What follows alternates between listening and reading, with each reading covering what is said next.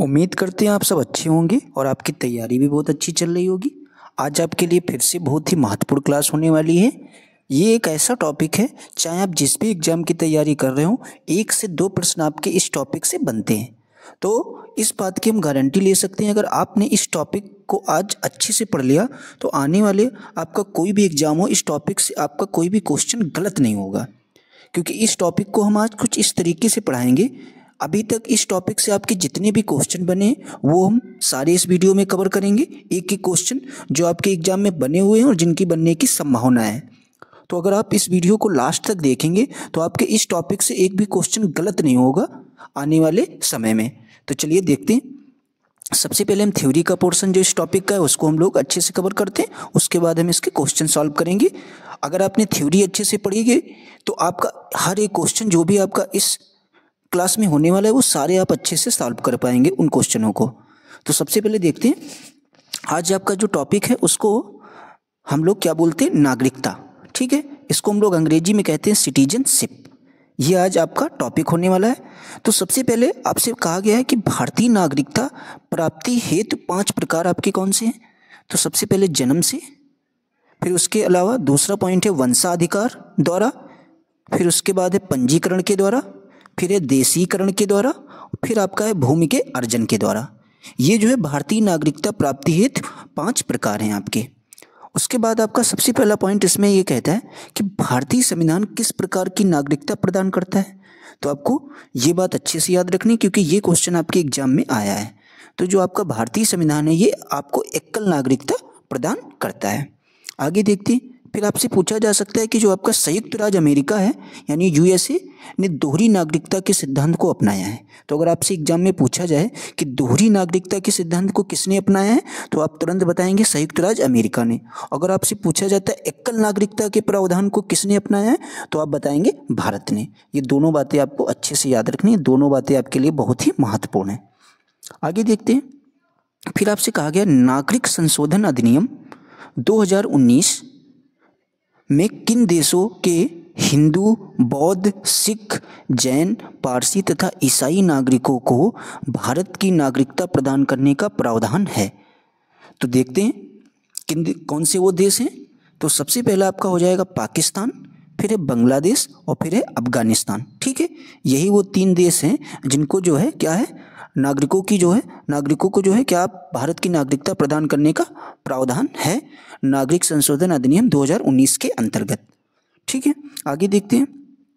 फिर आपसे पूछा जा सकता है भारतीय नागरिक की नागरिकता किस आधार पर समाप्त हो सकती है। तो किस आधार पर आपके जो भारतीय नागरिक की नागरिकता समाप्त हो सकती है। तो सबसे पहले परित्याग, पर्यावसान, फिर उसके अलावा वंचना के आधार पर। तो आप ये भी बात समझ गए होंगे, जो आपकी भारत की नागरिकता है किस आधार पर आपकी समाप्त हो सकती है।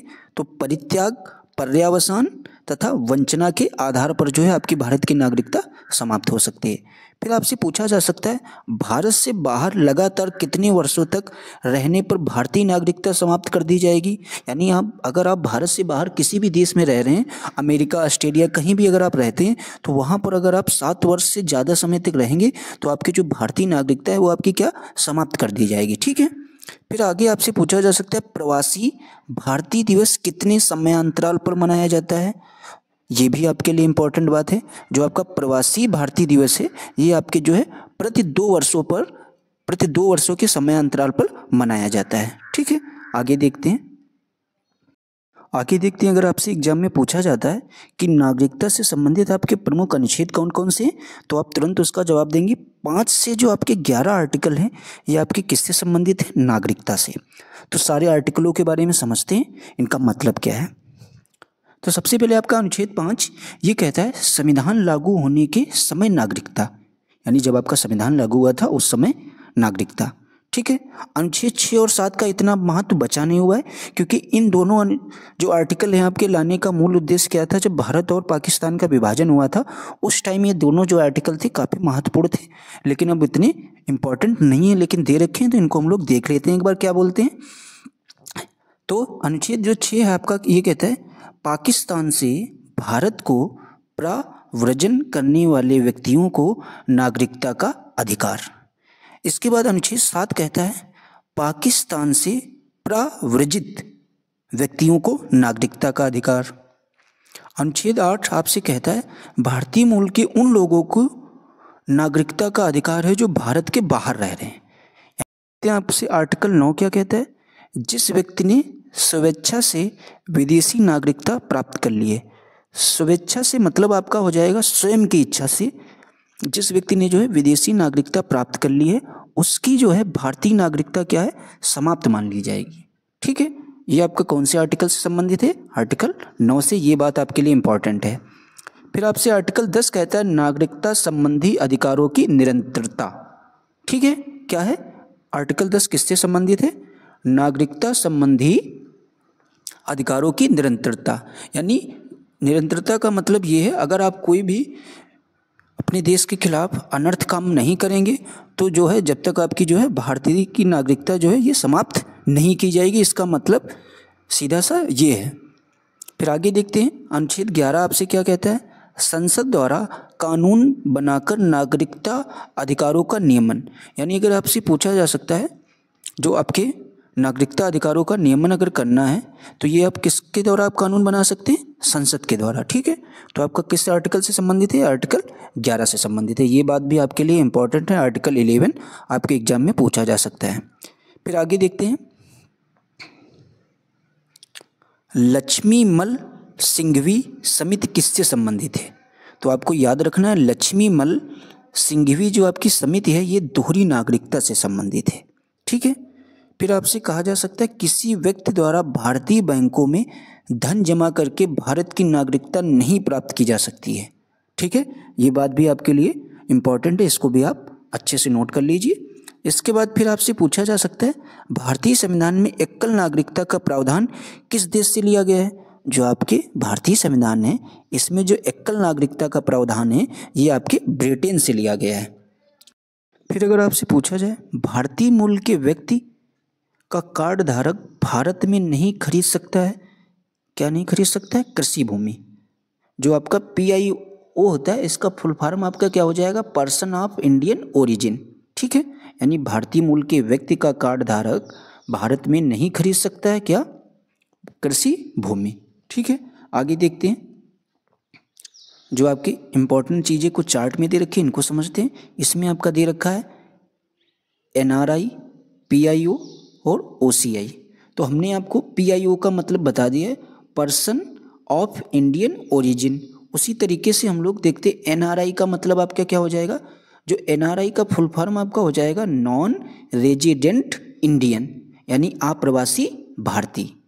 इसके बाद आपसे OCI का जब आपसे मतलब पूछेगा तो आपको याद रखना है ओवरसीज सिटीजनशिप ऑफ इंडिया। ठीक है, तो तीनों चीज़ों का हमने आपको फुल फॉर्म बता दिया, इससे चीज़ें आपके लिए और भी आसान हो जाएंगी। तो देखते हैं सबसे पहले आपकी तुलना में क्या क्या दे रखा है उनको समझते हैं। तो आपकी तुलना में दे रखा है परिभाषा, अप्रवासी भारतीय NRI यानी भारतीय नागरिक जो साधारणतः भारत के बाहर निवास करते हैं, भारतीय पासपोर्ट धारक। भारतीय मूल के व्यक्ति यानी PIO, स्वयं व्यक्ति या उसका कोई पूर्वज भारतीय नागरिक रहा है, वह वर्तमान में अन्य देश की नागरिकता प्राप्त है जिसका पासपोर्ट धारक है। ठीक है, इसके बाद आपसे पूछा जा सकता है विदेशी नागरिक यानी OCI। एक व्यक्ति जो है वो विदेशी नागरिक कार्ड धारक हो तथा नागरिकता अधिनियम 1955 के अंतर्गत पंजीकृत हो। ठीक है, फिर आपसे पूछा जा सकता है नागरिकता की अर्हता क्या है। तो नागरिकता की अर्हता देखते हैं अप्रवासी भारतीयों के लिए ये भारतीय नागरिक हैं। ठीक है, और भारतीय मूल के व्यक्ति के लिए क्या है नागरिकता की अर्हता, ये जो हो जाएगी भारत में कम से कम 7 वर्षों के निरंतर निवास के आधार पर आवेदन कर सकते हैं। यानी जब आप भारत में कम से कम 7 वर्ष निरंतर अपने यहाँ रहते हैं तभी आप जो है नागरिकता की अर्हता के लिए आप आवेदन कर सकते हैं। इसका मतलब सीधा सा ये है। फिर देखते हैं नागरिकता की अर्हता विदेशी भारतीय नागरिक के लिए क्या है। तो संविधान लागू होने या उसके बाद भारतीय नागरिक था या उस भूभाग का निवासी जो स्वतंत्रता के बाद भारत का अंग बना, इन दोनों में से कोई एक चीज़ होना आपके पास जरूरी है। ठीक है, फिर आपसे पूछा जा सकता है प्राप्त होने लाभ। यानी प्राप्त होने वाले आपके लिए लाभ कौन से होंगे? तो सबसे पहले अप्रवासी भारतीयों के लिए कौन सा लाभ हो जाएगा?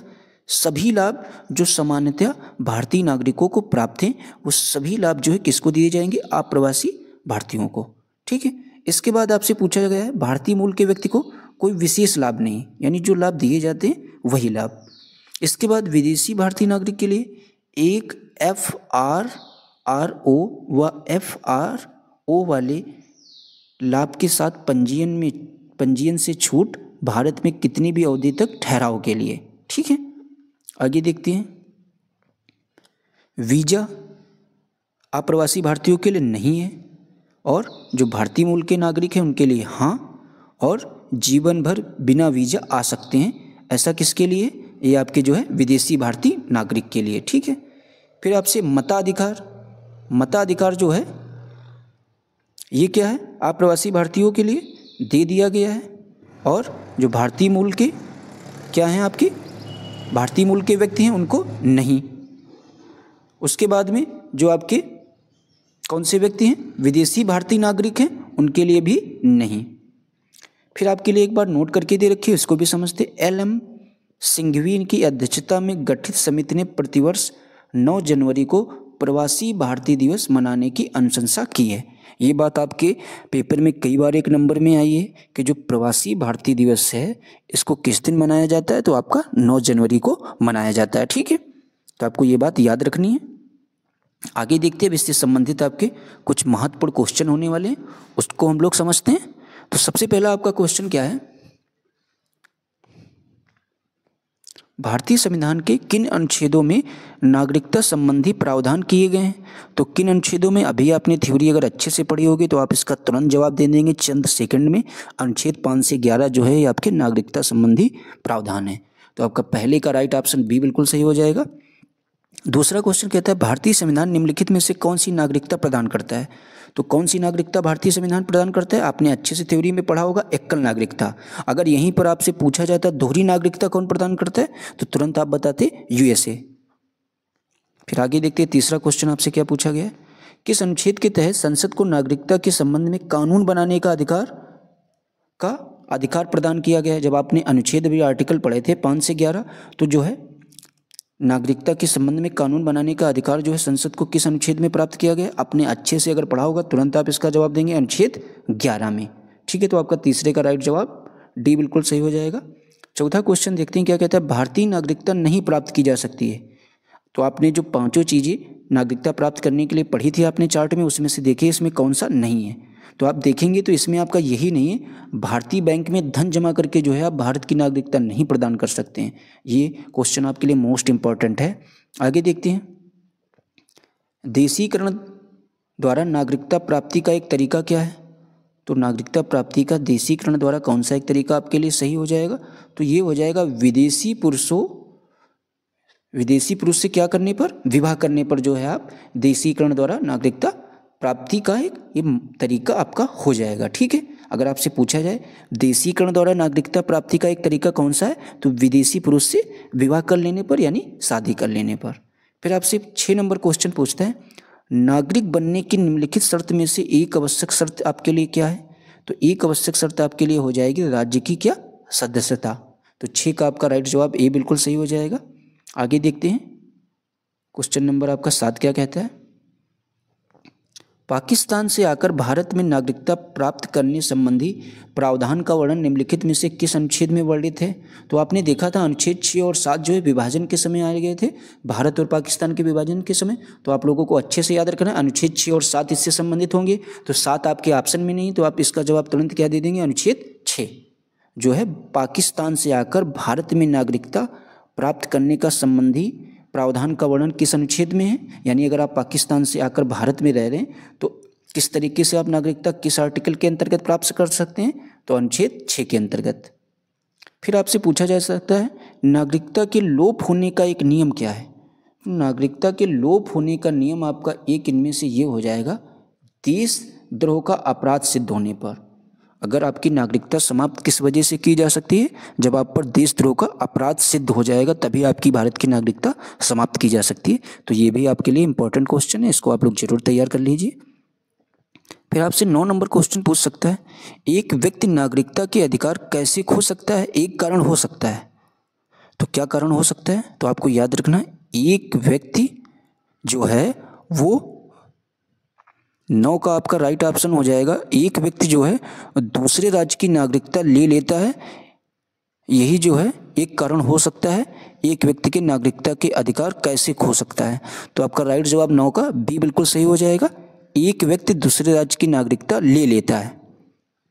आगे देखते हैं, निम्नलिखित में से कौन सी शर्त भारत की नागरिकता प्राप्त करने के लिए सही नहीं है? तो सही नहीं कौन सी है? तो देखते हैं, पंजीकरण आपने पढ़ा था, उसमें अधिवास ये भी पढ़ा था, वंशानुक्रम ये भी आपका 5 जो आपके वो दे रखे थे, नागरिकता प्राप्ति प्रावधान उसमें था, लेकिन संपत्ति स्वामित्व जो है ये आपका नागरिकता प्राप्त करने की शर्त नहीं है। तो आपका 10 का राइट जवाब डी बिल्कुल सही हो जाएगा। 11 नंबर क्वेश्चन देखते हैं आपसे क्या कहता है, जो चीज़ें आपकी थ्योरी में क्लियर नहीं होती वो आपको यहाँ क्वेश्चनों में चीज़ें क्लियर हो जाएंगी, और जो चीज़ें आपकी क्वेश्चनों में आ रही हैं वो देखोगे आप थ्योरी से ही आपके संबंधित या रिलेटेड उससे बन रही हैं। तो आपसे 11 नंबर क्वेश्चन पूछा गया, भारत की नागरिकता निम्नलिखित में से किस प्रकार प्राप्त की जा सकती है? तो आप देखेंगे जन्म से भी प्राप्त कर सकते हैं, देशीकरण से भी और वंशानुक्रम से भी। ये पांचों बातें आपने ऊपर चार्ट में पढ़ी होगी, सबसे पहला पॉइंट आपका यही था। तो आपका राइट जवाब उपयुक्त सभी। 12 नंबर क्वेश्चन देखते हैं आपसे क्या कहता है, नागरिकता प्राप्त करने व खोने के विषय में विस्तार से चर्चा कहाँ की गई है? तो जो आपके विस्तार से चर्चा आपकी की गई 1955 के नागरिकता कानून में की गई है। ये भी क्वेश्चन आपके लिए इंपॉर्टेंट है। 13 नंबर क्वेश्चन देखते हैं क्या कहता है, पूछा गया किसी व्यक्ति की भारतीय नागरिकता निलंबित की जा सकती है, किस वजह से निलंबित की जा सकती है? देखते हैं, यदि कोई व्यक्ति स्वेच्छा से दूसरे देश की नागरिकता ग्रहण कर लेता है, यानी स्वयं की इच्छा से, अभी आपने ऊपर देखा था, ठीक है, तभी उसकी नागरिकता निलंबित की जा सकती है। स्व इच्छा का मतलब स्वयं की इच्छा से। उसके बाद यदि वह नागरिकता के दायित्व से परिचित नहीं है, इस वजह से तो नहीं। इसके बाद यदि भारत सरकार को यह विश्वास हो जाए कि नागरिकता छलपूर्वक प्राप्त की गई है, जी बिल्कुल, तब भी निलंबित की जा सकती है। 4 नंबर क्वेश्चन ये 4 नंबर ऑप्शन आपका ये कहता है, यदि कोई व्यक्ति जन्म से देश का नागरिक हो किंतु किसी विदेशी राष्ट्र से युद्ध के दौरान वह शत्रु की सहायता पहुंचाने की गतिविधि में लिप्त पाया जाता है, तो ये भी बात आपके लिए, इस वजह से भी आपकी नागरिकता निलंबित की जा सकती है। तो आपका ऑप्शन 1, 3, 4 किस में दे रखा है? सी वाला ऑप्शन बिल्कुल सही हो जाएगा। जो आपका 2 ऑप्शन है इसका, इस वजह से आपकी नागरिकता निलंबित नहीं की जा सकती है। आगे देखते हैं 14 नंबर क्वेश्चन आपका क्या कहता है, नागरिकता संशोधन अधिनियम 1992 के अनुसार, तो 1992 के अनुसार ये था, भारत के बाहर पैदा होने वाले बच्चे को यदि उसकी माँ भारतीय है तो उसे भारतीय नागरिकता प्राप्त होगी। ये बात आपके 1992 के अनुसार जो आपका नागरिक संशोधन अधिनियम आया था उसके अनुसार ये बात आपकी बिल्कुल सही हो जाएगी। आगे देखते हैं 15 नंबर क्वेश्चन आपसे क्या कहता है, कितने वर्षों तक लगातार बाहर रहने पर नागरिकता समाप्त हो जाएगी? तो ये बात आपने थ्योरी में अच्छे से पढ़ी होगी, 7 वर्षों तक अगर आप लगातार बाहर रहते हैं तो आपकी नागरिकता समाप्त हो जाएगी। ऐसे सभी व्यक्ति जो खालिस्तान या उसके पश्चात भारत में जन्म ग्रहण किया हो उन्हें जन्मजात भारतीय नागरिक समझा जाएगा। तो ऐसे व्यक्ति जो आपके 26 जनवरी 1950 या उसके पश्चात भारत में जन्म लिया है तो ऐसे व्यक्तियों को जो है जन्मजात भारतीय नागरिक समझा जाएगा। ठीक है, तो ये बात आपके लिए मोस्ट इंपॉर्टेंट है। तो 16 का राइट जवाब आपके लिए सी बिल्कुल सही हो जाएगा। 17 नंबर क्वेश्चन देखते हैं आपका क्या कहता है, कह रहा है निम्न में से किस स्थिति में किसी भारतीय व्यक्ति की भारतीय नागरिकता समाप्त हो सकती है? तो त्यागने पर या पर्यावसन पर या वंचित किए जाने पर। ये तीनों बातें आपने थ्योरी में पढ़ी थी, तो इसके तीनों कारण आपके सही हो सकते हैं। आगे देखते हैं, तो आपका 17 का राइट जवाब डी बिल्कुल सही हो जाएगा। फिर 18 नंबर क्वेश्चन ये कहता है निम्नलिखित में से किस स्थिति में किसी व्यक्ति को भारतीय नागरिकता से वंचित नहीं किया जा सकता है? तो किस स्थिति में? निर्वाचन के दौरान, युद्ध के दौरान, आपातकाल के दौरान। इन 3 टाइम जो है भारतीय नागरिकता से आपको वंचित नहीं किया जा सकता है। ठीक है, तो उपयुक्त सभी यानी डी ऑप्शन बिल्कुल 18 का सही है। 19 नंबर क्वेश्चन देखते क्या करते हैं, भारतीय संविधान में नागरिकता के प्रावधान कब लागू हुए थे? तो आपके कब लागू हुए थे भारतीय संविधान में नागरिकता का प्रावधान? तो आपको ये बात अच्छे से याद रखनी, इसका जवाब आपका हो जाएगा 1949 में जो है लागू हुए थे। इसके बाद में 20 नंबर क्वेश्चन ये कहता है भारतीय संविधान के अंतर्गत भारत के नागरिकों को वे कौन से अधिकार प्राप्त हैं जो गैर नागरिकों को नहीं हैं। तो देखते हैं कौन से अधिकार प्राप्त हैं, यानी जो गैर नागरिकों को नहीं प्राप्त हैं। तो आपको याद रखना है, पहला ऑप्शन पढ़ते हैं, कुछ सार्वजनिक पदों की पात्रता, संसद व विधानमंडल के सदस्य होने का अधिकार, अनुच्छेद 15, 16, 19 द्वारा प्रदत्त मौलिक अधिकार। तो ये जो है आपकी तीनों बातें सही हो जाएंगी। किस विषय में? जो आपका क्वेश्चन पूछा गया था, क्या मतलब भारतीय संविधान के अंतर्गत भारत के नागरिकों को वो कौन से अधिकार प्राप्त हैं जो गैर नागरिकों को नहीं, यही जो है भारत के नागरिक को अधिकार प्राप्त हैं। आपकी तीनों बातें ये सही हैं। 21 नंबर क्वेश्चन देखते हैं आपसे क्या कहता है। संविधान द्वारा प्रदत्त नागरिकता के संबंध में संसद ने एक व्यापक नागरिकता अधिनियम कब बनाया था? तो कब बनाया था? ये आपका बनाया था 1955 में। ये आपके थ्योरी के पोर्शन में भी दे रखा था। आगे फिर आपसे पूछा जा सकता है भारत में एकल नागरिकता की अवधारणा कहाँ से अपनाई गई? तो ये आपका पॉइंट एक थ्योरी में दे रखा था। तो आप लोग देखेंगे ब्रिटेन, जब आपको ऑप्शन में नहीं दिखेगा तो आप क्या लगाएंगे? इंग्लैंड से। ठीक है। फिर आपसे 23 नंबर क्वेश्चन पूछ सकता है, भारत में रहने वाला ब्रिटिश नागरिक दावा नहीं कर सकता है। तो किस बात का वो जो है दावा नहीं कर सकता है? व्यापार और व्यवसाय की स्वतंत्रता का अधिकार का दावा नहीं कर सकता है। तो आपका 23 का राइट जवाब ए बिल्कुल सही हो जाएगा। 24 नंबर क्वेश्चन आपसे पूछा गया, किस देश में दोहरी नागरिकता का सिद्धांत स्वीकार किया गया था? मोस्ट इंपॉर्टेंट क्वेश्चन है। देखोगे इससे पहले आपके आईएएस एग्जाम में पूछा गया, ये आपका एमपीपीएससी की परीक्षा में पूछा गया। तो किस देश में दोहरी नागरिकता का सिद्धांत स्वीकार किया गया? आपने थ्योरी अगर अच्छे से पढ़ी होगी तुरंत आप इसका जवाब देंगे यूएसए में, यानी संयुक्त राज्य अमेरिका में। आगे देखते हैं 25 नंबर क्वेश्चन आपसे क्या कहता है, नागरिकता निम्नलिखित में से किन विधियों द्वारा प्राप्त की जा सकती है? तो जन्म द्वारा प्राप्त की जा सकती है, ऐसा आपने पहले पॉइंट पढ़ा था थ्योरी में। आनुवांशिकता द्वारा प्राप्त की जा सकती है या नहीं? तो देखते हैं, ये भी बात आपकी सही है। पंजीयन द्वारा भी प्राप्त कर सकते हैं, सिर्फ एक चीज़ के द्वारा नहीं प्राप्त कर सकते हैं, किसके द्वारा? अनुरोध के द्वारा। तो आपके ऑप्शन नंबर 1, 2, 3 किस ऑप्शन में दे रखे हैं? बी ऑप्शन आपका बिल्कुल राइट हो जाएगा। 26 नंबर क्वेश्चन देखते हैं, नागरिकता प्राप्त करने के लिए शर्त निर्धारित करने वाला सक्षम निकाय आपका कौन सा है? तो आपने अच्छे से पढ़ा होगा, नागरिकता प्राप्त करने के लिए जो आपका एक सक्षम निकाय आपकी कौन सी हो जाएगी? संसद हो जाएगी। ठीक है, सिर्फ संसद को ये अधिकार प्राप्त है। तो आपका 26 का राइट ऑप्शन सी बिल्कुल सही हो जाएगा।